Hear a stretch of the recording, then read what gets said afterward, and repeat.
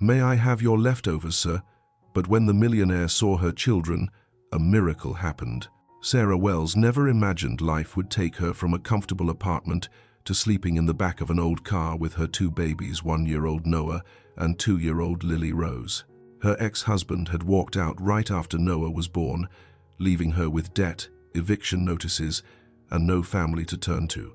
After 3 days of feeding her kids nothing but crackers and water, Sarah reached her breaking point. That evening, she spotted a cozy family restaurant with warm lights glowing through the windows. Inside, a man sat alone, tall, well-dressed, eating slowly while reading on a tablet. Sarah approached him, trembling. "Sir, can I have your leftovers?" she whispered. The man looked up, startled. His name was Julian Hart, the long-absent CEO of the restaurant chain, visiting unannounced. But the moment he saw Sarah's eyes and then saw Noah asleep on her shoulder and Lily Rose clinging to her leg, cheeks thin with hunger, the world stopped. This wasn't someone looking for a handout. This was a mother trying to keep her children alive. Julian pushed the plate toward her, then paused. "Have you eaten today?" Sarah shook her head. He stood immediately. "Come with me." He led her to a corner booth and quietly ordered a full meal for all three. When the plates arrived, Sarah broke down, feeding her children first. Julian watched her not with pity, but admiration. This woman had fire, strength, a mother's heart made of iron. After the children fell asleep, Julian asked, "Where are you staying?" Sarah hesitated. "Our car." Julian's jaw clenched. "You're not going back there." Within an hour, he had arranged a safe apartment, placed her in a stable job, and enrolled her children in daycare. "Why are you doing all this?" Sarah whispered. Julian looked at her, really looked. Because a mother who fights that hard for her children deserves someone to fight for her too. That night didn't just save her life. It began something neither expected, a connection built on respect and slowly growing affection. For the first time in a long time, Sarah believed in miracles again. Before we go deeper into this story, I want you to drop a comment telling me where you are watching from and what time is it. If you are new to this channel, hit that subscribe button and turn on the notification bell. Sarah Wells had once believed life followed predictable patterns: work hard, stay honest, build something stable, and everything would turn out okay. She'd met David when she was 23, working as a dental hygienist while taking business courses at community college. He'd been charming, attentive, full of promises about the life they'd build together. They'd married after a year of dating. Sarah had been 6 months pregnant with Lily Rose when David had suggested she quit her job. "I'm making enough for both of us," he'd said. "Focus on being a great mom. We'll get by fine." Sarah had hesitated, giving up her financial independence, felt risky, but David had been persuasive, and the exhaustion of early pregnancy had made staying home seem reasonable. She'd quit her job, focusing on preparing for their daughter's arrival.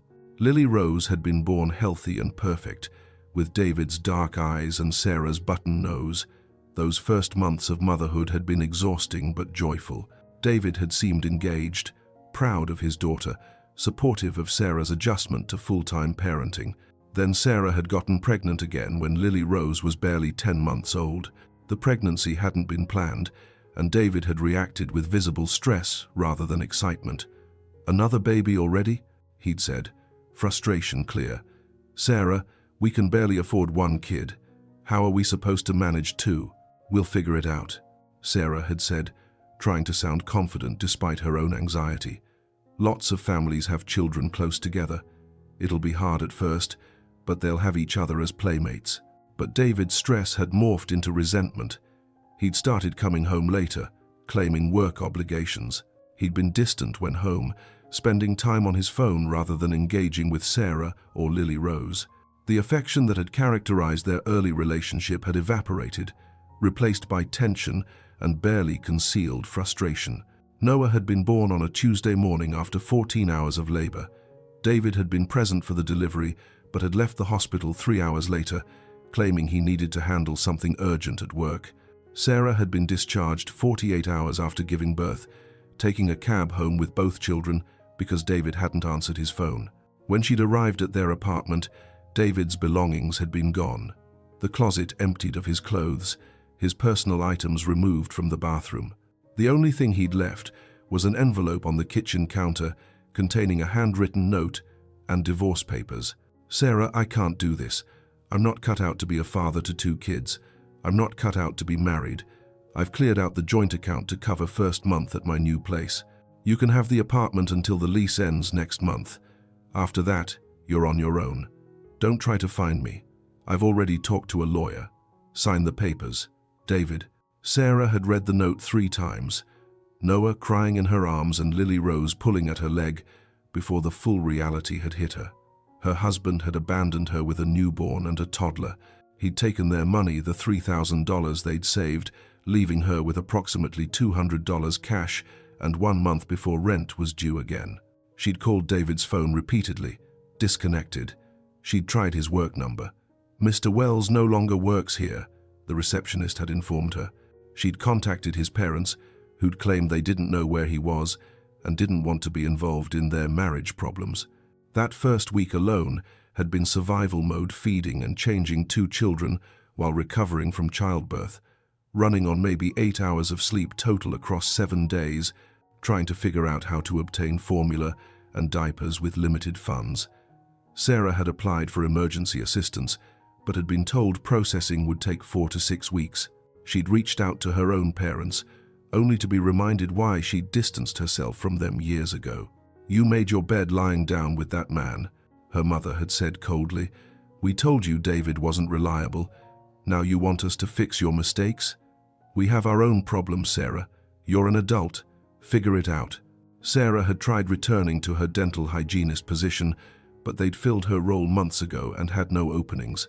Other dental offices had similar responses, no positions available, or they wanted someone who could start immediately without needing accommodations for childcare. The money had run out faster than Sarah had anticipated. Formula and diapers consumed most of her remaining cash. The apartment rent came due, and Sarah had nowhere near enough. The landlord had been sympathetic but firm: pay within 1 week or face eviction. Sarah had sold everything of value: her jewelry, laptop, tablet, furniture, clothes, kitchen appliances. She'd raised $800, barely a third of the rent due. The eviction had proceeded. Sarah had been given 72 hours to vacate. With no family support, no friends with space to house a woman and 2 small children, and no shelter beds available, Sarah had packed their essential belongings into her aging Honda Civic: clothes, diapers, formula, blankets, the children's few toys. She'd strapped Lily Rose and Noah into their car seats, driven to a grocery store parking lot, and had cried for 2 hours while her children slept, processing the reality that she was now homeless with a newborn and a toddler. That had been 3 weeks ago. Since then, Sarah had been living out of her car, parking in different locations each night to avoid police attention. She'd bathed the children in public restroom sinks. She'd fed them whatever she could afford: crackers, bananas, cheap bread, watered-down formula stretched as far as possible. She'd applied for dozens of jobs but had no address to list, no reliable phone service, no childcare arrangements that would allow her to actually work. The worst part wasn't her own hunger or exhaustion, or the constant fear of being discovered and having her children taken by social services. The worst part was watching Lily Rose and Noah suffer because of circumstances entirely beyond their control. Lily Rose had stopped asking for her favorite foods, had stopped complaining about being uncomfortable, had become unnaturally quiet in the way children do when they learn their needs won't be met. Noah cried less too, not because he was content, but because he was too depleted to cry much. Sarah had been running on fumes herself, 2 crackers and half a banana constituting her food intake for the day when she'd driven past Hart Family Kitchen that evening. The restaurant had been glowing with warm light, families visible through the windows enjoying meals together. The sight had been almost painful, this normalcy she'd once taken for granted, this security of knowing where your next meal would come from. She'd parked in the lot, telling herself she'd just sit there for a few minutes, let the children sleep in the warm car while she figured out their next move. But Lily Rose had woken up, asking in her small voice, "Mama, when do we eat? My tummy hurts." That question had broken something in Sarah. Her baby was hungry, her children needed food, And Sarah's pride, the last thing she'd been clinging to, suddenly seemed far less important than Noah and Lily Rose's empty stomachs. So she'd gathered her courage, unbuckled both children, carried Noah in one arm while holding Lily Rose's hand with the other, and had walked into Hart Family Kitchen with absolutely no plan beyond asking for help. The restaurant had been moderately busy, families finishing dinner, couples sharing dessert, the comfortable hum of conversation and clinking silverware. Sarah had scanned the dining room, looking for someone who might be approachable, and had spotted the man sitting alone in the corner booth. He'd been dressed well, expensive casual clothes, nice watch, the kind of understated wealth that Sarah had once been around enough to recognize. He'd been eating slowly while reading something on a tablet, appearing absorbed in whatever he was viewing. Sarah had approached with trembling legs, every instinct screaming at her to turn around, to not subject herself to the humiliation of begging. But Lily Rose's hand in hers, Noah's weight against her shoulder, had pushed her forward. "Sir," Sarah had managed, her voice barely above a whisper, "I'm so sorry to bother you, but can I have your leftovers for my children?" The man had looked up with startled expression, his eyes going from Sarah's face to the two small children, taking in their situation with rapid assessment. Sarah had seen the recognition flash across his features, understanding that she wasn't someone scamming for free food, but a mother in genuine crisis.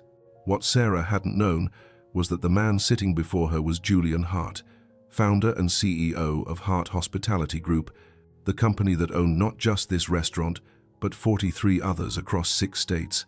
Julian had built his empire from a single-family diner inherited from his grandfather, transforming it through strategic expansion and genuine commitment to quality food and family-friendly environments.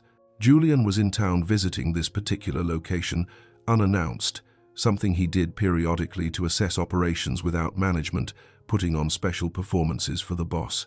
He'd been reviewing recent financial reports on his tablet when Sarah had approached, his mind occupied with profit margins and staffing considerations. But the moment he'd looked up and had seen Sarah's exhausted face, the toddler gripping her mother's worn jeans, the infant sleeping against her shoulder with the kind of stillness that suggested depleted energy rather than peaceful rest, Julian's business concerns had evaporated completely. This wasn't a business problem to solve. This was a human crisis unfolding in his restaurant, and Julian's response was instinctive rather than calculated. He'd immediately pushed his barely touched plate toward Sarah. "Of course," he'd said gently. Then, studying her more carefully, "Have you eaten today?" Sarah had shaken her head, embarrassment flooding through her, but overshadowed by desperate relief that he hadn't dismissed her request. Julian had stood without hesitation. "Come with me, please." He gestured to an empty corner booth more private than his table in the main dining area, and had waited for Sarah to settle both children before sitting across from her. He'd signaled the nearest server, a young woman named Melissa who'd worked at this location for 2 years. "Melissa, I need a few things," Julian had said quietly. "Full kids' meal for the little one," indicating Lily Rose, "milk, chicken tenders, fruit, bottle of formula if we have it, otherwise warm milk for the infant, and for the mother whatever the evening special is, plus side salad, rolls, water, and coffee." "Right away," Melissa had said, her expression suggesting she'd recognized something significant was happening even if she didn't know Julian's identity. "You don't have to," Sarah had started, but Julian had raised his hand gently. "You asked for leftovers," he'd said. "I'm offering a meal. Please let me do this." The food had arrived within minutes. Hart Family Kitchen prided itself on quick service during dinner hours. When the plates had been set before them, Sarah had immediately focused on Lily Rose, cutting the chicken tenders into small pieces, testing the temperature of everything, ensuring her daughter had what she needed, before even looking at her own food. Julian had watched this maternal instinct in action, the way Sarah's own hunger had been completely secondary to her children's needs, and had felt something shift in his chest. This was strength. This was love in its most fundamental form. This woman had been prepared to beg for scraps rather than let her children go hungry. And now, with actual food in front of her, she was still putting their needs first. "Eat, Mama," Lily Rose had said sweetly, mimicking the words Sarah probably said to her constantly. You need food, too. Sarah's eyes had filled with tears at her daughter's words. She'd taken a bite of her own meal, the first real food she'd eaten in days, and had barely kept herself from sobbing as her depleted body had responded to actual nutrition. Julian had given them space, not pressing for conversation, letting Sarah and her children simply eat without pressure or questions. He'd observed them carefully, though, the way Sarah had fed Lily Rose patiently, the tender way she'd adjusted Noah when he'd stirred against her shoulder, the obvious love and care despite their desperate circumstances. When the immediate crisis of hunger had been addressed and both children had eaten their fill, Julian had finally spoken. "I'm Julian," he'd introduced himself simply, "and I'd like to understand your situation, if you're comfortable sharing. You mentioned these are your children?" "Lily Rose and Noah," Sarah had confirmed, her voice steadier now with food in her system. "I'm Sarah Wells, and I'm sorry for approaching you like that. I've never done anything like that before. But my children haven't eaten properly in days, and I couldn't let them go hungry anymore." "Don't apologize," Julian had said firmly. "Sarah, where are you and your children staying? Do you have housing?" Sarah had hesitated, the truth embarrassing beyond measure. Finally, "Our car. We've been living in our car for 3 weeks." Julian's expression had hardened, not with judgment, but with barely contained anger at whatever circumstances had brought a mother and 2 small children to such desperation. "Tell me what happened. Only if you're comfortable, but I'd like to understand." So Sarah had shared her story, meeting David, the marriage, the pregnancies, David's abandonment immediately after Noah's birth, the financial devastation, the eviction, the complete absence of family support, the 3 weeks of homelessness that had brought her to this moment of asking a stranger for food scraps. Julian had listened without interruption, his jaw tightening at certain points, particularly when Sarah had mentioned David taking their savings and disappearing, but he'd let her tell the story completely before responding. "Sarah," Julian had said when she'd finished, his voice carrying quiet intensity, "you're not going back to your car tonight. You and your children are not sleeping in a parking lot. I'm going to arrange proper housing for you, and I'm going to ensure you have resources to rebuild stability." "I can't accept that," Sarah had said automatically, even as hope had surged through her. "You don't know me. You don't owe me anything." "This isn't about owing," Julian had replied. "Sarah, I own this restaurant and 42 others like it. I have resources that can help your situation without impacting my life in any meaningful way. But more than that, you're a mother who's been fighting impossible circumstances with incredible strength. You deserve support, not because you've earned it through suffering, but because you and your children deserve basic dignity and safety." He'd pulled out his phone. "I'm calling my property manager right now. Hart Hospitality owns several apartment buildings used for employee housing. We have units available. You're getting one furnished, utilities included, safe neighborhood, near good schools and parks. Consider it employee housing, because starting tomorrow, you're working for me." "Working for you?" Sarah had repeated, hardly able to process what was happening. "My corporate office needs an operations assistant," Julian had explained. "Someone to help coordinate between multiple restaurant locations, scheduling, supply ordering, customer service oversight. It's entry-level but with real growth potential. Pays $45,000 annually with full benefits including health insurance. Hours are flexible because I understand you have young children requiring care." "Julian, I don't have childcare," Sarah had said, reality intruding on this impossible generosity. "I can't work without someone watching Noah and Lily Rose. Hart Hospitality partners with 3 excellent daycare centers offering subsidized rates for employees," Julian had replied, clearly having thought through the logistics. "Your children will have quality care while you work. Sarah, I'm not offering you charity. I'm offering you employment with benefits that any single parent would need. You'll work for this. You'll earn your salary. But I'm ensuring the barriers preventing you from working, housing, childcare, immediate costs are removed, so you actually can work." Sarah had looked at this stranger, offering her everything she'd lost and more, and had finally allowed herself to believe this might actually be happening. "Why?" "He'd dough," she'd whispered. Why are you doing all this for us? Julian had met her eyes directly. Because a mother who fights as hard as you've been fighting for her children deserves someone fighting for her too. Because I can help, and therefore I should help. And honestly, Sarah, because watching you feed your children before yourself, because seeing how you've kept your dignity despite desperate circumstances, because recognizing the strength it took to walk in here and ask for help, all of that tells me you're exactly the kind of person I want, working for my company. That night, Julian had personally driven Sarah and her children to a furnished 2-bedroom apartment in a quiet complex near the Heart Hospitality corporate office. The apartment had been clean, safe, stocked with basic groceries Julian had arranged to be delivered. There'd been a crib for Noah, a toddler bed for Lily Rose, a comfortable couch, kitchen table, everything they'd need to actually live rather than just survive. Sarah had stood in the living room holding both children, hardly believing this space was theirs. "I don't know how to thank you," she'd said, voice thick with emotion. "Show up Monday morning ready to work," Julian had replied. "That's all the thanks I need. Sarah, you and your children deserve stability. I'm just facilitating access to it. Everything else, rebuilding your life, providing for your children, creating your future, that'll be your work. I'm just removing some of the barriers." After Julian had left, Sarah had bathed both children properly for the first time in weeks, had put them in clean pajamas from the clothing donations Julian had arranged, and had tucked them into actual beds rather than car seats. She'd stood in the doorway of their bedroom watching them sleep peacefully, and had finally allowed herself to cry, not from despair this time, but from overwhelming relief and gratitude that they were safe. That night had been the first time in 3 weeks Sarah had slept more than 2 hours consecutively.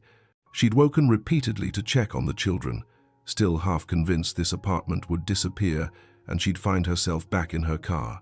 But each time she'd woken, the reality had remained solid. They had a home, they had food, they had hope for the first time since David had abandoned them. Monday morning, Sarah had dropped both children at the recommended daycare, a bright, clean facility with engaged staff and children playing happily. Lily Rose had been nervous initially, but one of the teachers had been so warm and patient that she'd gradually relaxed. Noah had been content in the infant room, sleeping peacefully in a proper crib rather than a car seat. Sarah had arrived at Heart Hospitality corporate offices at 8:30 a.m., nervous but determined. The building had been modern but not intimidating, professional, but with warmth that reflected the family restaurant brand. Julian had greeted her personally, introducing her to Patricia, the HR director who'd handled her onboarding paperwork. "Welcome to Heart Hospitality," Patricia had said warmly. "Julian briefed me on your situation. We're glad to have you joining the team, Sarah. Let's get you set up with everything you need." The job had been exactly as Julian had described, coordinating operations across multiple restaurant locations, handling supply orders, addressing customer service issues, scheduling staff trainings. It had been challenging work requiring organization and attention to detail, but Sarah had discovered she was good at it. Her dental hygienist background had required similar skills managing schedules, coordinating with multiple parties, maintaining detailed records. Julian had been professional but attentive during Sarah's first weeks, checking periodically to ensure she had everything she needed, that the childcare arrangements were working, that the apartment met her family's needs. But he'd been careful to maintain appropriate employer-employee boundaries, never making Sarah feel obligated beyond her work responsibilities. What had gradually developed between them had been built on mutual respect rather than obligation or transaction. Sarah had proven herself competent and dedicated, often staying late to finish projects, volunteering for additional responsibilities, demonstrating work ethic that went beyond just gratitude for the opportunity. Julian had found himself impressed not just by Sarah's work performance, but by her character, the way she interacted kindly with everyone from executives to maintenance staff, the creative solutions she'd developed for recurring operational problems, the genuine care she'd shown for ensuring restaurant employees had what they needed to do their jobs well. 3 months into Sarah's employment, Julian had invited her to a company leadership dinner, a quarterly gathering where department heads and key personnel met to discuss strategic priorities. Sarah had been surprised by the invitation, uncertain whether her operations assistant role qualified as key personnel. "You've become essential to our coordination efforts," Julian had explained when she'd questioned the invitation. "Your work impacts every location. I want you at the table for these conversations." At the dinner, Sarah had held her own among much more senior employees, contributing thoughtful observations about operational inefficiencies and suggesting practical solutions. Julian had watched her with growing admiration, recognizing that Sarah possessed natural leadership abilities that had been suppressed by circumstances, but were now emerging as she'd gained stability and confidence. After the dinner, as Julian had driven Sarah home, she still didn't have a reliable car. Relying on public transportation, they'd talked more personally than usual. "You were impressive tonight," Julian had said. "Sarah, you have real talent for organizational leadership. Have you considered pursuing additional education or training? Business management, operations, that kind of thing?" "I'd love to," Sarah had admitted. "But between work and the children, I don't have time for classes. And honestly, I'm still recovering financially. College courses aren't in my budget." "Heart Hospitality offers education benefits," Julian had said. "Full tuition reimbursement for job-related coursework. Sarah, if you're interested in business management, we'll pay for you to pursue it. Online courses, flexible scheduling around your work and family responsibilities. All you'd need to provide is the effort." Sarah had felt tears threatening again. This man kept opening doors she'd thought were permanently closed. "Why do you keep doing this?" she'd asked. "Giving me opportunities I haven't earned." "You've earned everything through your work performance and character," Julian had replied. "Sarah, I didn't hire you out of pity. I hired you because I recognized your potential. Everything since then has confirmed that judgment. You're capable of much more than operations assistance. I'm just ensuring you have the resources to reach that potential. It benefits both of us. You get education and advancement. I get a increasingly skilled employee contributing to company success." 6 months into her employment, Sarah had enrolled in online business management courses through a respected university program, studying at night after putting the children to bed. The work had been challenging, but Sarah had loved learning, had felt her mind expanding as she'd absorbed concepts about leadership, finance, strategic planning. Julian had noticed Sarah working late on coursework several times when he'd been in the office handling his own evening tasks. They'd fallen into a pattern of having coffee together during these late sessions, talking about their respective work, while their conversations had gradually become more personal. Sarah had learned about Julian's background growing up in his grandfather's diner, learning the restaurant business from the ground up, the strategic risks he'd taken expanding beyond that single location. The loneliness that had accompanied his success as building the business had consumed his personal life. "I'm 42 years old and I've never been married," Julian had admitted one evening. "I've dated, had relationships, but nothing lasting. Building Heart Hospitality took everything: time, energy, emotional investment. I kept telling myself, once the business was stable, I'd focus on personal life. But the business is never really stable.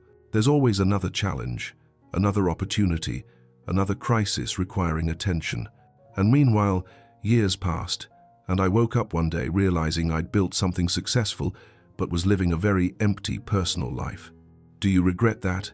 Sarah had asked. "The choices you made focusing on the business?" Julian had considered the question carefully. "I regret the imbalance.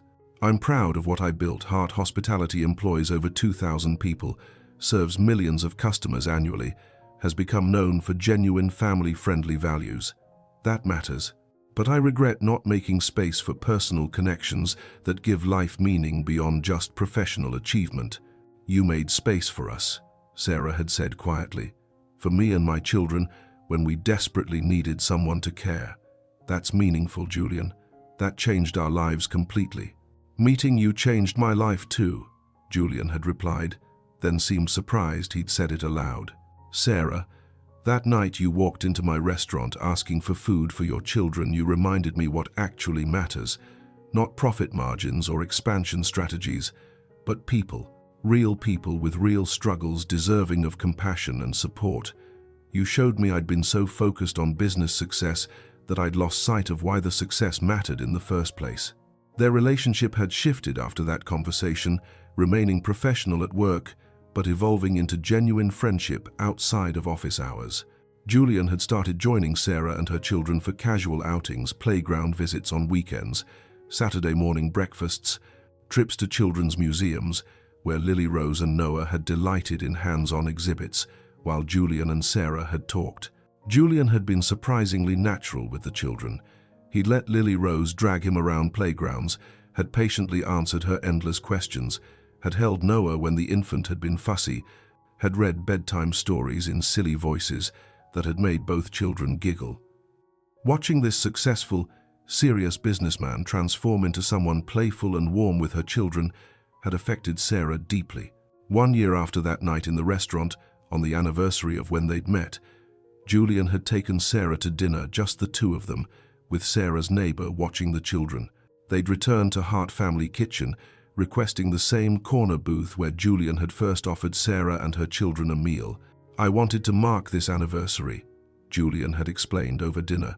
"1 year ago, you walked into my restaurant and asked for help. That moment changed both of our lives. You got stability and opportunity. I got reminded what actually matters in life. I got much more than stability," Sarah had said. "I got hope when I'd stopped believing things could get better. I got a chance to rebuild, not just financially but emotionally. Julian, you saved us that night." "We saved each other," Julian had corrected gently. "Sarah, this past year, knowing you, watching you transform from desperate circumstances into someone confident and capable, seeing how you've built stability for your children while pursuing your own growth, it's been the most meaningful year of my life. You've given me something I didn't realize. I was missing purpose beyond just business success."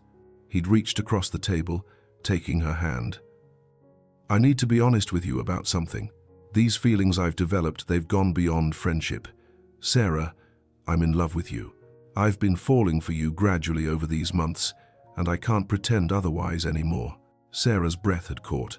She'd developed feelings for Julian too, but had convinced herself they were just gratitude or admiration, not genuine romantic love. But hearing him voice what she'd been suppressing, she'd recognized the truth: she loved him too. Not because he'd helped her, but because of who he was. Kind, thoughtful, genuinely good, in ways that had nothing to do with his wealth or status. "I love you too," Sarah had whispered. "I've been afraid to admit it because our relationship started with you helping me. I didn't want you to think my feelings were just gratitude or obligation. But Julian, I love you. The man you are, patient with my children, passionate about meaningful work, genuinely kind to everyone regardless of their position. I love you." They'd kissed across that restaurant table, both understanding that this moment was the beginning of something new, a relationship built on genuine connection rather than just circumstances that had brought them together. 2 years after that transformative evening, when Sarah had walked into Hart Family Kitchen desperate and hungry, she stood in Julian's downtown office, overlooking the city, reviewing expansion plans for 3 new restaurant locations. She'd completed her business management degree with honors while working full-time and raising her children, and Julian had promoted her to Director of Operations, a role with real authority and a salary that had allowed Sarah to save money for the first time in her adult life. "What do you think about the Colorado Springs location?" Julian asked, studying the demographic reports spread across his desk. "The market analysis looks promising, but I value your operational perspective." Sarah examined the data carefully. Strong family demographics, limited competition in the family dining sector, good transportation access. "My concern is staffing. Colorado Springs has lower unemployment than our other markets. We might face challenges recruiting and retaining quality employees. I'd recommend increasing starting wages for that location by 15% to remain competitive." "Smart analysis," Julian agreed, making notes. "That'll impact our profit margins initially, but long-term retention benefits outweigh short-term costs. Sarah, this is why I wanted you in this role. You think strategically about sustainable operations rather than just immediate bottom line." Their professional partnership had deepened over 2 years as Sarah had proven herself increasingly capable. Julian had consulted her on major decisions, valued her perspective, given her real authority rather than just token responsibility. Sarah had discovered she loved the strategic aspects of business, analyzing markets, solving operational problems, developing systems that helped multiple locations function efficiently. But their personal relationship had developed more cautiously. After that anniversary dinner confession of mutual feelings, they'd agreed to move slowly. Sarah had needed time to ensure her feelings were genuine rather than complicated by gratitude or financial dependence. Julian had wanted to respect appropriate boundaries, especially given their employer-employee relationship. They dated quietly for 6 months before making their relationship public to Heart Hospitality staff. The response had been overwhelmingly positive. Employees who'd watched Sarah work her way from desperate single mother to director-level leadership had been happy to see her finding personal happiness with someone who clearly valued and respected her. Sarah's children had bonded deeply with Julian over those 2 years. Lily Rose, now 4, called him Uncle Julian and demanded his presence at every important event, preschool performances, playground adventures, bedtime story sessions. Noah, approaching 3, had started toddling after Julian whenever he visited, seeking the kind of male attention David had never provided. "They love you," Sarah had observed one evening after Julian had spent 2 hours playing elaborate pretend games with both children, his expensive business clothes abandoned for comfort as he'd crawled around the living room being various dinosaur characters at Lily Rose's direction. "I love them," Julian had replied simply. "Sarah, Lily Rose and Noah aren't just your children I'm tolerating to be with you. They're remarkable kids I genuinely care about. Lily Rose is brilliant and creative, and so confident in ways that tell me you're raising her right. Noah is sweet and curious and already showing problem-solving skills that impress me. I love being part of their lives. They ask about you when you're not here," Sarah had admitted. "Lily Rose wanted to know last week if you were going to be her real daddy someday. I didn't know how to answer that." Julian had been quiet for a moment before responding. "What do you want the answer to be?" "I want you to be part of our lives permanently," Sarah had said honestly. "But Julian, that's a huge commitment. You'd be taking on not just a romantic partner, but 2 young children with complex histories. Noah barely remembers David, but Lily Rose does. She remembers her father leaving. She remembers being hungry and scared. Those experiences will shape her. Being her parent means dealing with whatever impacts that trauma has as she grows. That's asking a lot." "Sarah, I'm already dealing with it," Julian had pointed out gently. "I'm already reading books about parenting kids who've experienced instability. I'm already thinking about Lily Rose's emotional needs when I plan activities. I'm already considering how to help Noah develop secure attachment despite losing his biological father. I'm already in this, Sarah. The question isn't whether I'm willing to commit. I already have. The question is whether you're ready for our relationship to evolve to that level of permanence." 3 years after their initial meeting, Julian had proposed, not at a fancy restaurant or elaborate public display, but at home after putting Lily Rose and Noah to bed, sitting on the couch in the apartment that had been Sarah's first safe place after homelessness. "Sarah," Julian had said, taking her hands in his, "these past 3 years, knowing you have been the most meaningful of my life, you've shown me what genuine partnership looks like, supporting each other's dreams, building something together, facing challenges as a team. You've reminded me that success means nothing if you're achieving it alone. And Lily Rose and Noah have taught me that family isn't just biology, it's daily commitment to showing up and choosing to love." He'd pulled out a ring, beautiful but not ostentatious, clearly chosen with thought for Sarah's actual taste rather than just maximum expense. "Will you marry me? Will you let me be your partner officially? And will you let me adopt Lily Rose and Noah, become their father legally and permanently? I want all of it. Sarah, marriage to you, family with your children, building our future together." Sarah had cried happy tears this time, rather than the desperate tears of 3 years ago when she'd begged for food scraps. Yes, she'd managed. To all of it. "Yes, I'll marry you. Yes, you can adopt the children. Julian, You already are their father in every way that matters. Making it legal just confirms what's already true. They'd married 6 months later in a small ceremony at Hart Family Kitchen, the place where everything had started, now renovated with a private event space perfect for intimate gatherings. Lily Rose had been flower girl, carefully dropping petals along the aisle with serious concentration. Noah had been ring bearer, carried by Patricia since he was still too young to walk reliably down an aisle alone. In his vows, Julian had said, "Sarah, 3 years ago you walked into my restaurant asking for food for your children. You were desperate and exhausted, but still so strong, still fighting for your babies with everything you had. That moment changed my life. You showed me what real strength looks like, not wealth or power, but a mother's determination to protect her children despite impossible circumstances. You showed me what matters, not professional success, but human connection, not individual achievement, but supporting each other through challenges. These 3 years building life with you have taught me what love actually means," Julian had continued. "It's not grand gestures or dramatic moments. It's daily choices to show up.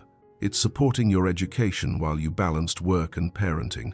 It's playing dinosaurs with Lily Rose when I'm exhausted from work because her joy matters more than my tiredness. It's walking Noah through the park on Sunday mornings while you study, creating space for you to pursue your dreams. That's love, consistent presence, mutual support, choosing each other every single day." In her vows, Sarah had said, "Julian, when I asked you for leftovers 3 years ago, I was at my absolute lowest point. I'd lost everything, my home, my financial security, my belief that things could get better. But you didn't just give me food that night. You gave me hope. You saw past my desperation to the person underneath, someone capable and strong who just needed opportunity. You gave me that opportunity without conditions or expectations, trusting I'd prove myself worthy of it. You've been my partner in rebuilding, not just financially but emotionally," Sarah had continued, her voice thick with emotion. "You supported my education, celebrated my professional growth, loved my children like they were already yours. You never made me feel small or dependent, even when I was completely dependent on your help. You treated me with dignity when I had nothing to offer except gratitude. That's who you are, Julian, someone who sees people's humanity rather than just their circumstances. I promise to keep being your partner in everything," Sarah had concluded, "to support your dreams like you've supported mine, to build heart hospitality together, combining your strategic vision with my operational expertise, to raise Lily Rose and Noah with the values you've modeled: kindness, generosity, seeing people's potential, to love you consistently every day for the rest of our lives." The adoption proceedings for Lily Rose and Noah had been finalized 2 months after the wedding. Standing in family court with Julian as he'd legally become their father had been emotional for everyone. Lily Rose, now 5 and understanding what was happening, had asked the judge directly, "Does this mean Julian is my forever daddy? He won't leave like David did?" "This means Julian is your forever daddy," the judge had confirmed warmly. "He's promising to be your father for your whole life, Lily Rose. That's what adoption means, choosing to be family permanently." "Good," Lily Rose had declared with satisfaction, "because I already decided he was my daddy anyway. Now it's just official." Noah, 3.5, had been more focused on the cookies the courthouse staff had provided, but he'd hugged Julian tightly when the judge had announced the adoption was final, clearly understanding on some level that something important had happened. That evening, after celebrating with family dinner at Hart Family Kitchen, Julian had been tucking Lily Rose into bed when she'd asked him seriously, "Daddy Julian, will you tell me about the night you met Mama?" Julian had smiled, settling on the edge of her bed. "You want to hear that story?" "Yes," Lily Rose had said firmly, "because Miss Patricia said you saved us that night. But Mama says we saved you too. I want to understand." Julian had gathered his thoughts, wanting to tell the story appropriately for a 5-year-old. "Your mama was very brave that night," he'd begun. "She didn't have a home or food, but she kept taking care of you and Noah anyway. She made sure you were safe even though she was scared and tired. That's what mamas do, they protect their babies no matter what. When she came to my restaurant and asked for help, I could see how strong she was," Julian had continued.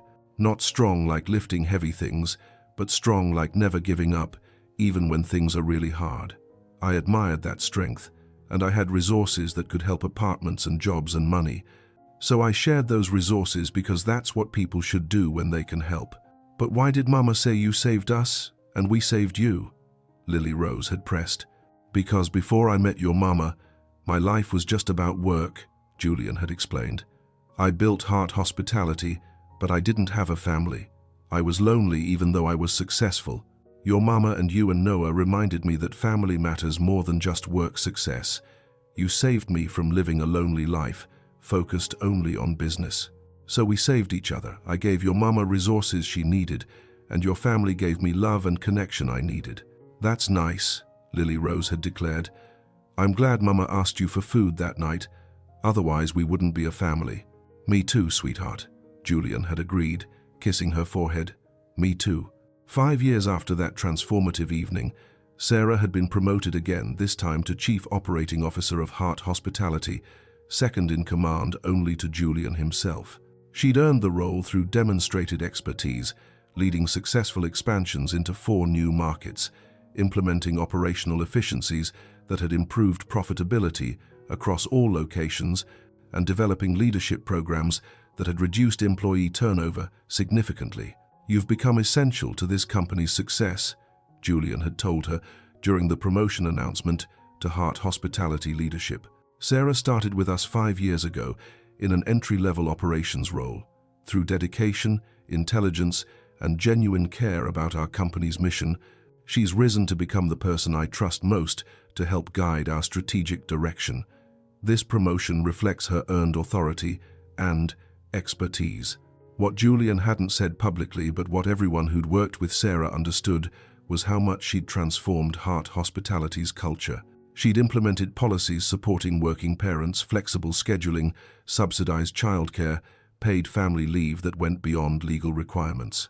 She'd championed fair wages for frontline restaurant workers, arguing successfully that investing in employees created better customer service and reduced costly turnover. She'd created pathways for employees to advance from server or kitchen positions into management, believing everyone deserved opportunities for growth regardless of their starting point. You're changing how restaurants treat workers, one longtime manager had told Sarah during a quarterly leadership gathering. 20 years I've been in this industry, and Heart Hospitality, under your operational leadership, is the first company I've seen actually prioritize employee well-being alongside profits. Thank you for that. At home, life had settled into comfortable rhythms. Lily Rose, now 7, excelled in 2nd grade, reading at a 5th grade level and already expressing interest in becoming a teacher. Noah, almost 6, loved mathematics and building elaborate structures with blocks, showing early engineering inclinations. Both children were confident, secure, thriving in ways that erased the early trauma of homelessness and abandonment. Julian had been an engaged, present father, despite his demanding CEO responsibilities. He'd coached Noah's soccer team, attended every school event for both children, made sure family dinners happened at least 5 nights weekly, despite busy schedules. He'd learned to braid Lily Rose's hair, mastered the art of making Noah laugh during difficult moments, developed specific traditions with each child that reinforced their bonds. You're a good dad, Sarah had told him one evening after watching him spend an hour helping Lily Rose with a challenging school project, his patience unwavering even when she'd gotten frustrated. I'm their dad, Julian had replied simply. Not good dad or adoptive dad, just their dad. That's who I am, Sarah. Everything else is just details. 8 years after their initial meeting, Heart Hospitality had grown to 65 locations across 10 states, employing over 3,000 people. The company had maintained its family-friendly focus while achieving impressive financial success, proving Julian and Sarah's shared belief that treating employees well and prioritizing customer experience created sustainable business growth. They'd also launched the Wells Heart Family Foundation, a non-profit focused on supporting single parents facing homelessness or housing instability. The foundation provided emergency housing assistance, job training, childcare support, and mentorship, all the resources Sarah had needed 8 years ago, now systematically available to others in similar situations. We've helped over 500 families in 3 years, Sarah had reported during a foundation board meeting. Emergency housing assistance averaging 3 months, job placement with living wages, ongoing support ensuring families maintain stability. Our success rate is remarkable. 82% of families we serve remain housed and employed 2 years after initial assistance. What makes your model effective? One board member had asked. Other programs have much lower success rates. We address systemic barriers rather than just immediate crisis, Sarah had explained. Housing alone doesn't solve homelessness if people can't afford rent long term. Job training doesn't help if people can't access childcare, allowing them to actually work. We provide comprehensive support, removing multiple barriers simultaneously, then ongoing mentorship, ensuring people develop skills to maintain stability independently. Also, we treat people with dignity, Julian had added. Sarah designed this foundation based on what she needed 8 years ago.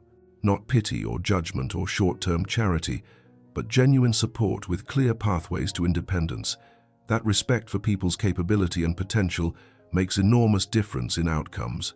10 years after Sarah had walked into Hart Family Kitchen asking for leftovers, they'd gathered at that same restaurant to celebrate the anniversary with their children, now 9 and 8, and their extended Hart hospitality family who'd become genuinely family over the decade. Tell us the story, Lily Rose had requested, now old enough to appreciate the full narrative. About how you and Mama met, the real version. Julian had looked at Sarah, who'd nodded permission. They'd decided years ago to be honest with their children about their origins, believing truth honored the journey rather than being ashamed of it. 10 years ago, your mama was facing incredibly difficult circumstances, Julian had begun. She'd been abandoned by your biological father right after Noah was born. She'd lost her apartment because she couldn't pay rent. She'd been living in her car with you both for 3 weeks, trying to figure out how to survive. That night, she came into this restaurant desperately hungry, Julian had continued. She approached my table and asked if she could have my leftovers to feed you. That took enormous courage, asking a stranger for help when you're at your absolute lowest point. What did you do? Noah had asked, even though he'd heard this story before and knew the answer. I gave her the food, Julian had said. But more than that, I saw who your mama was beneath the desperate circumstances. I saw her strength, the way she fed you both before herself, the way she'd kept fighting for you despite impossible obstacles. I saw her potential intelligence and capability that just needed opportunity. So I offered her a job, arranged housing, helped remove the barriers preventing her from supporting you. And Mama saved you too, right? Lily Rose had prompted, remembering his explanation from years ago. Your mama absolutely saved me, Julian had confirmed. Before meeting her, my life was just work. I'd built Hart Hospitality, but I was lonely. I didn't have family or real purpose beyond just business success. Your mama and you kids gave me something money couldn't buy: love, connection, reason to come home every evening, that had nothing to do with profit margins. So you saved each other, Noah had concluded, his child logic making it simple. Exactly, Sarah had agreed. We saved each other. And that's the real lesson of this story, that people can help each other in different ways. That accepting help when you need it isn't weakness, but wisdom. And that sometimes the hardest moments lead to the best outcomes if you're brave enough to keep going. 15 years after their initial meeting, Sarah and Julian stood together at the opening of their newest Hart Family Kitchen location, number 87, in a chain that now spanned 15 states. But this location was special. It was in Sarah's hometown, the community where she'd grown up before life had taken its difficult turns. Coming back here feels strange, Sarah had admitted to Julian as they'd prepared for the ribbon-cutting ceremony. This is where my parents disowned me for keeping my pregnancy, where I learned people you expect to support you sometimes won't. But it's also where I learned resilience, where I first started believing I could build something better for my children despite obstacles. Are your parents coming today? Julian had asked gently, knowing this was complicated territory. I invited them, Sarah had said. Whether they show up is their choice. I've made peace with our relationship being limited. They missed watching their grandchildren grow up, missed seeing me rebuild my life and career. That's their loss, not mine. The ceremony had been well-attended. Community members, excited about new restaurant, Heart Hospitality employees Sarah had mentored over the years, families helped by the Wells Heart Foundation, and standing in the back, almost hidden but unmistakably present, had been Sarah's parents. After the formal ceremony ended, Sarah's mother had approached hesitantly. "Sarah, we wanted to congratulate you. This is impressive. Everything you've built, the career, the family, the foundation helping others, we're proud of you." Sarah had felt complicated emotions, surge anger at years of rejection, sadness at missed connections, but also recognition that people sometimes grew and changed. "Thank you for coming," she'd said carefully. "This is my husband, Julian, and these are your grandchildren, Lily Rose and Noah." The conversation had been awkward, weighted with years of hurt and absence, but it had been a beginning, not reconciliation exactly, but acknowledgement that estrangement didn't have to be permanent if people were willing to try. "You didn't have to be gracious to them," Julian had said later as they'd driven home, "after they abandoned you when you desperately needed family support." "I know," Sarah had agreed, "and I'm not pretending those years of rejection didn't hurt. But Julian, holding on to anger forever doesn't serve me or our children. If my parents want to be part of our lives now, even limited involvement, that's their opportunity to try. And if they disappoint us again, we'll survive that too. We've survived worse." 20 years after Sarah had walked into Hart Family Kitchen asking for food scraps, they'd gathered their extended family, biological, adopted, and chosen to celebrate the anniversary that had become legendary within Hart hospitality culture. The story of how Sarah and Julian had met had become part of company lore, shared during new employee orientation as example of the company's values in action. Lily Rose, now 17 and preparing for college, had been asked to speak at the celebration. "I don't remember the night my mom asked Julian for food," she'd begun, standing confidently before the crowd. "I was only 2, but I've heard the story my whole life, and I understand now what it means. My mom was brave enough to ask for help when she needed it," Lily Rose had continued. "That's not weakness, that's strength. Julian was generous enough to provide help when he had resources to share. That's not charity, that's humanity. Together, they built something neither could have created alone: a family, a successful company, a foundation that's helped thousands of other families facing struggles my mom understands intimately. The lesson isn't that we should hope millionaires will rescue us," Lily Rose had concluded. "The lesson is that we should help each other, those with resources, sharing them, those needing help, brave enough to ask, everyone recognizing we're connected, and what hurts one person diminishes all of us. That's what my parents modeled. That's what I'm taking forward into my own life." Noah, 15, and already showing Julian's business acumen, had added, "Dad always says the best investments aren't the ones that make the most money, but the ones that create the most good. 20 years ago, he invested in my mom, gave her a job, housing, opportunity. That investment created our family, transformed Hart Hospitality's culture, launched a foundation that's helped thousands. That's the kind of investing I want to do, finding people with potential and removing barriers that prevent them from reaching it." That evening, after the celebration had ended and they'd returned to their home, a comfortable house in a family-friendly neighborhood, nothing ostentatious. Despite their wealth, Sarah and Julian had sat together on their back porch, reflecting on 2 decades of journey from that desperate evening to this beautiful life. "Do you ever think about what would have happened if I hadn't been in that restaurant that night?" Sarah had asked. "If you'd been at a different location, or if I'd chosen a different restaurant?" "Sometimes," Julian had admitted, "but I try not to dwell on alternate timelines. What happened is what happened. You walked in asking for help. I was able to provide it, and everything followed from those choices. Focusing on what might have been seems less useful than appreciating what actually is." "What is right now is pretty wonderful," Sarah had said contentedly. 2 successful careers that we built together, children who are confident and kind, a foundation making genuine difference for families facing the struggles I remember too well, 20 years of partnership with someone who's been my teammate through everything. The best decision I ever made," Julian had confirmed, was not just offering you food that night, but offering you opportunity and dignity alongside the immediate help. And the best decision you ever made was accepting that help, rather than letting pride keep you in desperate circumstances. We made the best decisions together, Sarah had corrected gently. That's always been our strength, not one person rescuing the other, but both of us choosing partnership and building something better together than either could have alone. 25 years after their initial meeting, Sarah and Julian celebrated the milestone with their adult children, Lily Rose, 22, and finishing law school with plans to focus on family advocacy and housing rights, and Noah, 20, completing his business degree and planning to join Heart Hospitality full-time after graduation. Quarter century since that night in the restaurant, Julian had marveled. Sarah, we've built an extraordinary life from that desperate moment. We built it together, Sarah had reminded him.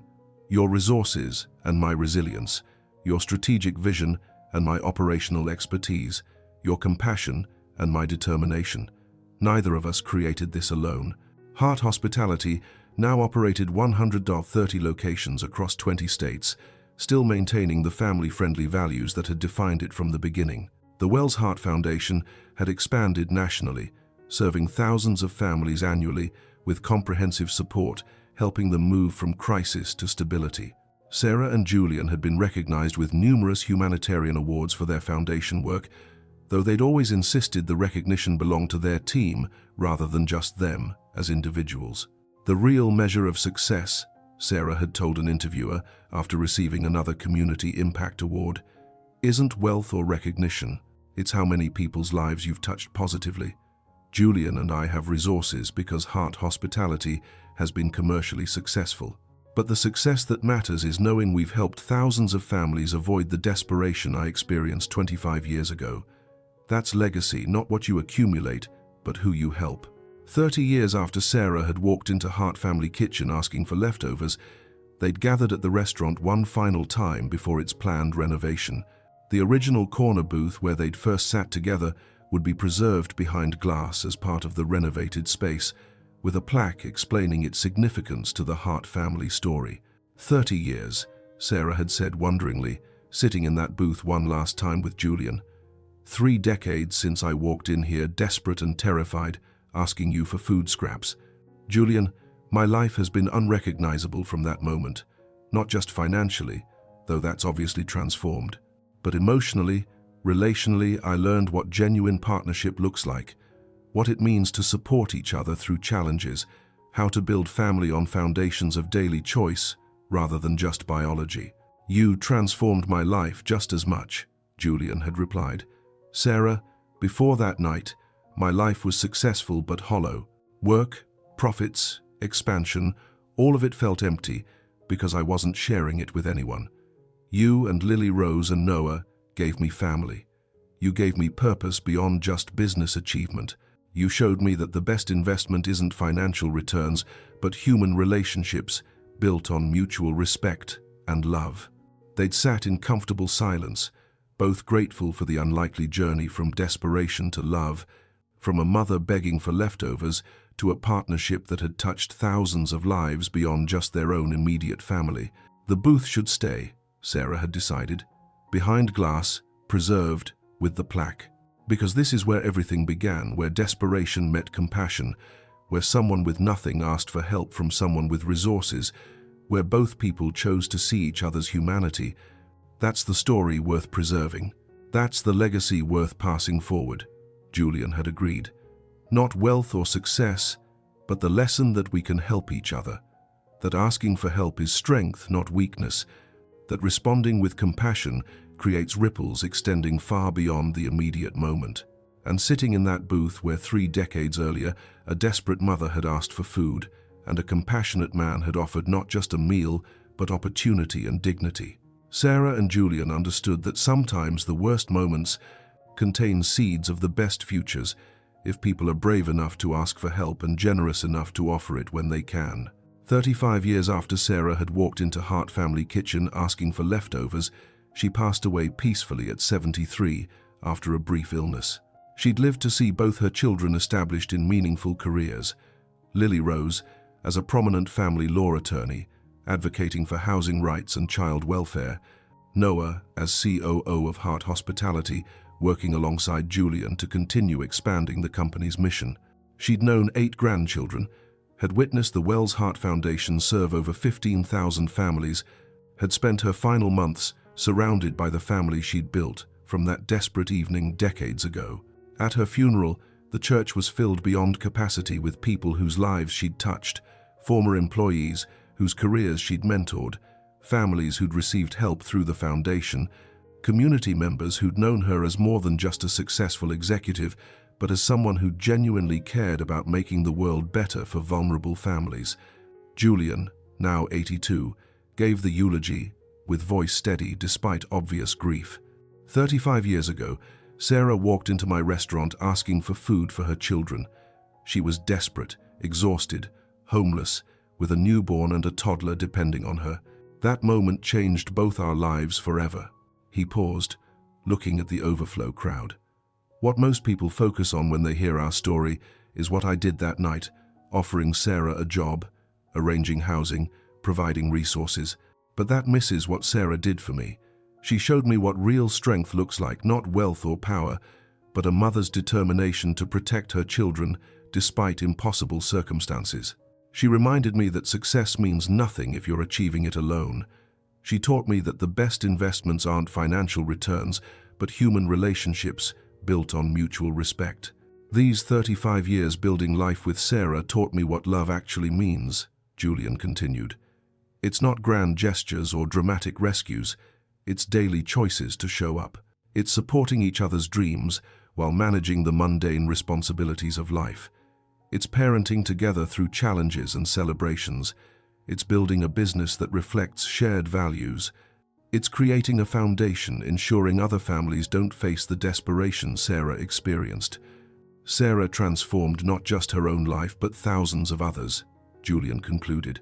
Through Heart Hospitality's employee-focused policies, through the Wells Heart Foundation's comprehensive support for homeless families, through personally mentoring countless young professionals, she used her experiences to create systemic change. That's her legacy, not escaping poverty but using her journey to help others escape it too. Lily Rose had added her own tribute. My mom never hid our history from us. She told Noah and me about being homeless, about asking Julian for food, about the 3 weeks we'd lived in our car. She wasn't ashamed of that time. She saw it as part of our story, something that had shaped her values and informed her work. Mom taught me that accepting help when you need it isn't weakness, it's wisdom, Lily Rose had continued. She taught me that offering help when you have resources isn't charity, it's basic human decency. And she taught me that the best response to experiencing hardship is using that understanding to help others facing similar struggles. Those lessons guide my legal advocacy work every single day. Noah had spoken about Sarah's professional legacy. Mom started at Heart Hospitality in an entry-level operations role. Within 5 years, she'd become Director of Operations. Within 10, she was COO, second in command of a company employing thousands. She earned every promotion through demonstrated competence and leadership.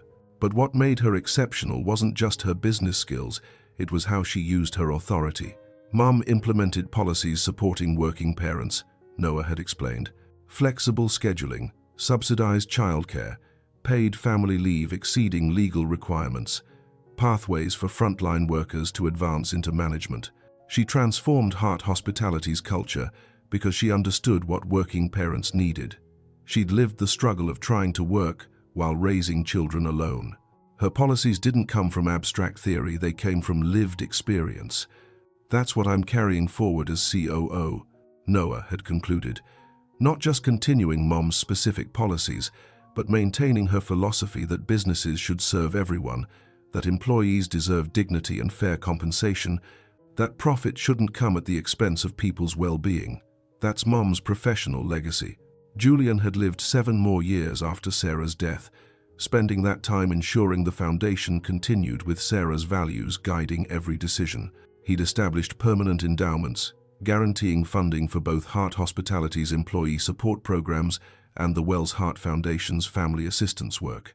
He'd written extensively about their relationship and the lessons it had taught about mutual support, dignity in helping others, and building partnerships based on complementary strengths rather than one person rescuing another. When Julian passed at 89, his funeral drew similar crowds, employees from throughout Heart Hospitality's 42-year history, families served by the foundation, community leaders who'd worked with him on various charitable initiatives, business associates who'd watched him pioneer employee-focused hospitality management. Noah, now 57 and CEO of Heart Hospitality for the past decade, gave his father's eulogy. Most people know Julian Hart's public story: successful entrepreneur, humanitarian, philanthropist. But I knew him as Dad, the man who adopted me and my sister when we were young children others had abandoned, who learned to parent despite having no prior experience with kids, who showed up consistently for every important moment: school events, soccer games, bedtime stories, difficult conversations about our biological father's abandonment. Dad's transformation began with a choice, Noah had explained, sharing the story everyone present knew but valued, hearing retold. 35 years ago, my mom walked into his restaurant asking for food for her children. Dad could have just given her a meal and sent her away. Instead, he recognized her strength, saw her potential, and offered comprehensive support: housing, employment, childcare assistance, all the resources preventing her from working. That choice changed thousands of lives, Noah had continued. Because Dad and Mom built a relationship based on mutual respect and partnership, they were able to create Heart Hospitality as we know it today, a company that treats employees well and succeeds commercially, proving those aren't contradictory goals. Because they developed the Wells Heart Foundation, over 15,000 families have received support, helping them move from crisis to stability. Dad taught me that wealth matters most when it's used to remove barriers, preventing people from reaching their potential, Noah had said. That responding to someone's need with dignity rather than pity creates transformative outcomes. That the best legacies aren't buildings or bank accounts, but the lives you've touched and the values you've passed forward. Lily Rose had added her tribute. Dad wasn't my biological father, but he was my real father in every way that mattered. He chose to love me and Noah when we had no claim on him except Mom's love. He could have dated Mom without embracing us, kept us peripheral to his relationship with her. Instead, he became our dad, fully and completely. He learned to braid my hair even though he'd never had daughters, Lily Rose had shared, emotion thick in her voice. He coached Noah's soccer team despite knowing nothing about coaching. He read bedtime stories in silly voices that made us laugh. He showed up for every school event, every milestone, every difficult moment. He was present consistently, making us feel secure and valued. That presence taught me what good parenting looks like, Lily Rose had concluded. Not perfection, but consistency. Not grand gestures, but daily choices to show up. That's what I'm modeling with my own children, the values Dad lived rather than just spoke about. 40 years after that transformative evening, the Hart family gathered at the original Hart Family Kitchen location, now a landmark restaurant with the preserved booth where Sarah and Julian had first sat together, displayed behind glass with a comprehensive plaque explaining its significance. The family had grown substantially. Lily Rose's 4 children, ages 19 to 28, Noah's 4 children, ages 22 to 32, and 8 great-grandchildren representing the newest generation of the Hart family legacy. Tell us the story, one of the youngest great-grandchildren had requested, about how great-grandma Sarah and great-grandpa Julian met. The real version. Lily Rose, now 62 and recently retired from her legal practice, had settled into her role as family historian. 40 years ago, your great-grandmother was facing the hardest time of her life, she'd begun. She'd been abandoned by her husband right after Noah was born. She'd lost her apartment because she couldn't pay rent. She'd been living in her car with me and baby Noah for 3 weeks, trying to figure out how to survive and keep us fed. That evening, she came to this restaurant desperately hungry, Lily Rose had continued. She saw great-grandpa Julian sitting alone at a table and gathered all her courage to approach him. She asked if she could have his leftovers to feed her children. That took enormous bravery, admitting you're that desperate, asking a stranger for help when you're at your absolute lowest. What did great-grandpa do? The great-grandchild had asked, leaning forward with interest. He gave her the food. Noah had taken up the story. But more importantly, he saw who she really was beneath the desperate circumstances. He recognized her strength, the way she fed her children before herself, the way she kept fighting despite impossible obstacles. He saw her potential intelligence and capability that just needed opportunity. So he offered her a job, Lily Rose had continued, arranged housing in one of his company's apartments, connected her with childcare so she could actually work, removed all the barriers that had been preventing her from supporting us. Within hours, great-grandma went from homeless and desperate to having stable housing, employment with benefits, and childcare for her children. But the story doesn't end there, Noah had emphasized. Great-grandma could have just accepted the help, rebuilt her life independently, and moved on. Instead, she and great-grandpa Julian built a genuine partnership. She proved herself professionally, rising from entry-level to COO over 15 years. They fell in love not because of the help he'd provided, but because they genuinely valued and respected each other. Together, they transformed Heart Hospitality into a company that treats employees well, Lily Rose had explained. They created policies supporting working parents, policies great-grandma knew were necessary because she'd lived the struggle. They launched the Wells Heart Foundation, providing the kind of comprehensive support great-grandma had needed 40 years ago. They built something neither could have created alone. So what's the lesson? The great-grandchild had asked seriously. What are we supposed to learn from this story?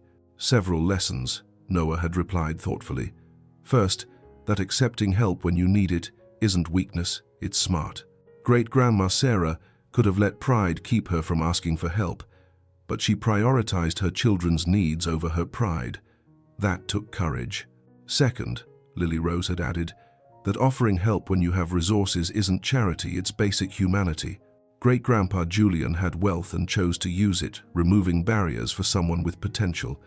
He didn't make great-grandma feel small or indebted. He offered help with dignity. Third, Noah had continued, that real partnership means both people contributing their strengths. Great-grandma brought operational expertise and understanding of employee needs. Great-grandpa brought resources and strategic vision. Together, they built something meaningful. And finally, Lily Rose had concluded that the best response to experiencing hardship is using that understanding to help others. Great-grandma didn't just escape poverty, she created systems, ensuring other families could escape it too. That's the legacy we're all carrying forward, using our privileges and resources to help others facing struggles we understand. The Hart family legacy continued through multiple generations. Lily Rose's children working in family law and non-profit management, Noah's children involved in Hart Hospitality's management and expansion, all of them committed to the values Sarah and Julian had modeled. Dignity for all people regardless of circumstances, using resources to remove barriers, preventing others from thriving, building businesses that serve stakeholders beyond just shareholders. Hart Hospitality had grown to 170 locations across 25 states, still maintaining family-friendly focus while achieving impressive commercial success. The company had become case study material in business schools, illustrating that employee-focused policies and profitability weren't mutually exclusive goals. The Wells Heart Foundation had expanded its reach significantly, operating programs in 40 states and serving over 30,000 families annually. The foundation's model comprehensive support, addressing multiple barriers simultaneously, treating recipients with dignity, providing pathways to independence rather than creating dependency, had been adopted by other organizations nationally, multiplying its impact far beyond just the families directly served. But the real legacy wasn't measured in locations opened or families served or dollars generated. The real legacy was the values that had started with one desperate mother asking for help and one compassionate man offering it with dignity. Values now lived by 4 generations of Hart family descendants and thousands of Hart Hospitality employees who'd learned that treating people well was both morally right and commercially successful. 50 years after Sarah had walked into Hart family kitchen asking for leftovers, the Hart family gathered one final time at the original location before its planned closure. The building was being sold, the business relocating to a larger, more modern facility. But the corner booth where everything had begun would be preserved, moved to Hart Hospitality's corporate headquarters as permanent reminder of the company's founding values. 50 years since great-grandma Sarah asked for food, one of the great-grandchildren, now a social worker helping homeless families, had marveled. Half a century since that desperate moment became the foundation for everything our family has built. The booth should go in the headquarters lobby. Another great-grandchild working as Hart Hospitality's VP of Employee Relations had suggested, where everyone entering the building sees it, remembers the story, understands what our company values actually mean in practice. With a comprehensive plaque, Lily Rose had added, now 72 and still sharp despite her advanced age, not just naming great-grandma and great-grandpa, but explaining the full story, how desperation met compassion, how someone with nothing asked for help from someone with resources, how both people chose to see each other's humanity rather than just surface circumstances. And emphasizing the lessons, Noah had said, now 67 and recently retired from active CEO duties but still serving on Hart Hospitality's board, that accepting help is strength, not weakness, that offering help with dignity creates transformative outcomes, that real partnership means both people contributing complementary strengths, that the best response to experiencing hardship is helping others facing similar struggles. The booth had been carefully removed, transported to corporate headquarters, installed in the main lobby with floor-to-ceiling windows allowing natural light to illuminate it. The plaque explained its significance. This booth is where Sarah Wells and Julian Hart first met 50 years ago. Sarah was a homeless single mother with 2 young children, desperate and exhausted after 3 weeks living in her car. Julian was a successful restaurant owner, visiting one of his locations unannounced. When Sarah approached Julian asking for his leftover food to feed her children, he recognized not just her immediate need but her strength, intelligence, and potential. Julian offered Sarah not just a meal but comprehensive support, employment, housing, childcare assistance, everything preventing her from supporting her family. Sarah accepted that help, then proved herself professionally, rising from entry-level to COO over 15 years. Together, they built Hart Hospitality into a company treating employees with dignity while achieving commercial success. They created the Wells Hart Foundation, providing comprehensive support for homeless families, and they built a partnership, demonstrating that mutual respect and complementary strengths create better outcomes than one person simply rescuing another. This booth reminds us that everyone deserves dignity, regardless of their circumstances, that we all face moments of need, and accepting help when necessary is wisdom, not weakness, that those with resources have responsibility to help remove barriers, preventing others from thriving. That real partnership requires both people contributing their strengths, and that the best legacy isn't what we accumulate, but how we help others and what values we pass forward. Sarah Wells Hart, 1962 to 2037, and Julian Hart, 1953 to 2044, lived these values daily. We honor them by continuing that work. Every Hart Hospitality employee walking through headquarters saw that booth, learned the story, understood what the company's values meant in practice.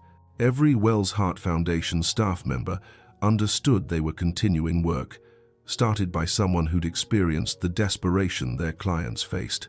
Every Hart family descendant knew they carried responsibility to live the values rather than just inherit the wealth.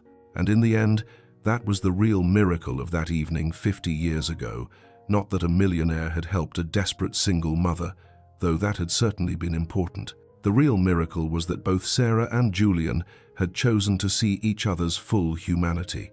She'd been brave enough to ask for help, despite the risk of humiliation. He'd been compassionate enough to offer help with dignity rather than pity. Together, they'd built something neither could have created alone. A family, a successful company with strong values, a foundation helping thousands, and a legacy proving that the best outcomes come when people support each other across barriers of circumstance and resource. From one desperate evening asking for food scraps came 50 years of love, partnership, meaningful work, and values passed through 4 generations. That was the true measure of success, not wealth accumulated, but lives touched, not buildings constructed, but barriers removed, not individual achievement, but collective thriving, enabled by people choosing compassion over indifference, partnership over isolation, and dignity over judgment. And it all started because one mother was brave enough to ask for help when she desperately needed it, and one man was generous enough to see her potential and offer support with respect. Sometimes the worst moments contain seeds of the best futures, if people have the courage to ask for help and the wisdom to offer it well.